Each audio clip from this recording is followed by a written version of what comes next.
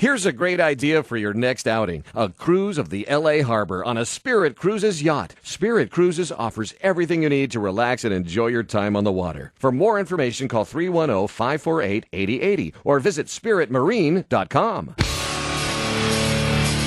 Time now for another Thrashpie radio podcast. I am the aforementioned Thrashpie, your favorite guy.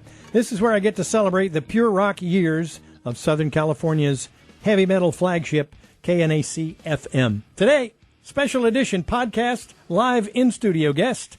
Say hello to Eveready Ed. Special Ed. Special Ed. Nice to have you here. Thrashpie. A little background on Ed was not only on the air. You helped me with my morning show for, whenever I said, help me. Yeah. You were Wayne to my Garth on Halloween's. Still got pictures of that. And you were our van guy for years and did a tremendous job at it. Thanks so much for coming in. How'd you get started at KNAC? I was listening to the station a long time ago, and I was blown away. I'm like, oh my gosh, this is so cool. And I ended up going to broadcasting school. And that was my whole thing is when I'm done with this is where I want to go. Wanted to go to KNAC. And I never finished broadcasting school because the thing ended up folding up and closing down before I could finish. And I'm like, well, this sucks. It's Trump University. Yeah. So I decided, you know what? I'm just going to go to KNAC and see if I can get in somewhere and do something. And they said, at the time I had another job and I was working nights. The only night that I had off was a Saturday night. So I'm like, I don't want to work on a Saturday night. And I went in and they said, the only thing we have available for Phone Fox was Saturday night. Hello. Crap. All right, fine. I'll take it. Give me the guy. I just want my foot in the door. And I was answering the request lines Saturday night with Anna Lee. Okay, great. And basically because it was so long, it was 2 shifts. So I was there really late on a Saturday night. And I was just like in awe. I never saw who was there during the week, during the day. Yeah. I was only there, night or on the weekends. And little by little, I just, started putting more time in and going to the events and helping out.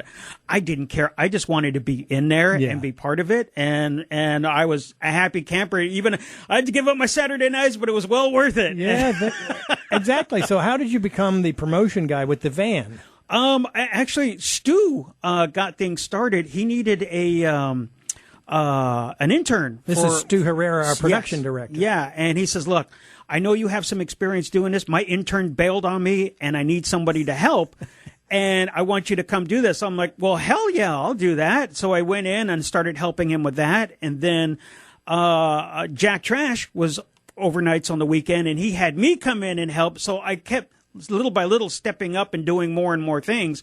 And finally, when there was an opening for a van driver, there was actually 2, and I was passed up for someone who had only been there for a little while, and I was like, this sucks. I get it. And I told Aisa, I'm like, man, I didn't get this. And Aisa goes, you wait right here. Walked in and just said, you better hire him right now.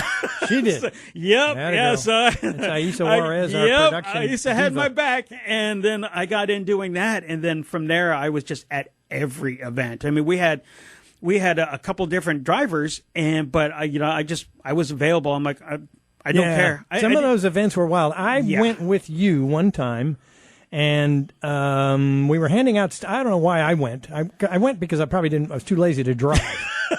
And I rode with you, and that's where the expression, the KNAC Pure Rock van, long and black with a queen size bed in the back. Right.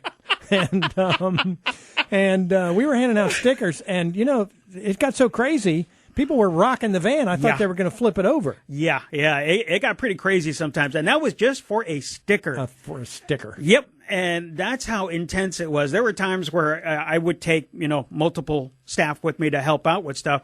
I had to throw them in the van a few times because it just got too dangerous. Sure. And I'm like, lock it up. Get in the van. We're closing this up. It was crazy. I never knew what I was going to run into. It was always different. It was always fun. And it was really funny because I've heard some of the stuff with pirate radio coming up that we were, oh, man, that was the most fun I've had antagonizing a radio station. Oh, yeah. we were all over them. Ugh, it was so much fun. That's how we stayed alive and they died. That's true. That van never got away without a KNAC sticker on. Oh, their Driving van. away, yeah. Their van never got away without being tagged. I was all over that. I love that. We were going head to head all the time. It was pretty fun. All right. So, how about any cool concert story? Any fun story you got? I was telling people the best story that I got was at Irvine Meadows. There was an Iron Maiden show, and one of the events that they had was these winners won a Iron Maiden shirt. It had Eddie smashing a turntable. Right. You know, it was really cool. And you can go up during one song and sing harmony on a separate mic. Oh, okay. You mean with the band? Yeah, with the band. So at the last minute, Don Weiner was my boss, our promotion director, and he said, "You want to go up there with him?" I'm like, "Oh, hell yeah, I'll go." And I was the last one, and the whole group runs up there on stage. And there were so many people, I couldn't get close to the mic. And I was like, well, this sucks. I'm standing way in the back. And I remember they said, only go to this microphone. Don't go to Bruce's mic. And so I'm like, well, I'll just stand here and do whatever. And then Bruce saw me and he started waving me over. He says, come here. And all I could hear is, don't go to Bruce's mic. Yeah. I was like, don't do it. But if Bruce is calling me, I'm going to go. So I went over and shared a mic with Bruce Dickinson for that one little part. And nice. I was like, oh my God. And I don't have a single picture. Right. No pictures. But I'll never forget, the lights went on after that, and the whole place is packed, and all I could think of was, wow, I get it. Now I know why these guys do this. Yeah. It was an adrenaline rush I had never seen. I was like blown away by that. Oh, yeah. It was the best thing that I never in a million years would have imagined. I would go from answering the phones to going up on stage with Bruce for that one short little moment, and I was just like, wow, this is great. Well, you'd be amazed at how similar the story is. Not that they're the same, and not that it doesn't diminish it at all, but, you know, you got to want to do it, man. Yeah. And that's what was in you right there. You know, you're going to be there. They're not going to pay you. Yeah. You're going to go. You're going to do it because it was the love of it. And it was the absolute love of it. So it's just, you know, that story, that love has been throughout every interview that I've done with everybody that worked there over the entire period of that Pure Rock KNAC-FM's little life. So there you have it, our special guest today, Eveready Ed. All right, very good. Special Ed, and many thanks to you for coming in. Great story. I'm certainly glad to see you too, my friend. More insight into the Pure Rock years of KNAC-FM in future podcasts. And please, comments and criticism, anything you want to say, correspondence in particular at thrashpieradio@gmail.com. Give me a like and a share, and keep your eye on your Facebook page for the next Thrashpie Radio podcast.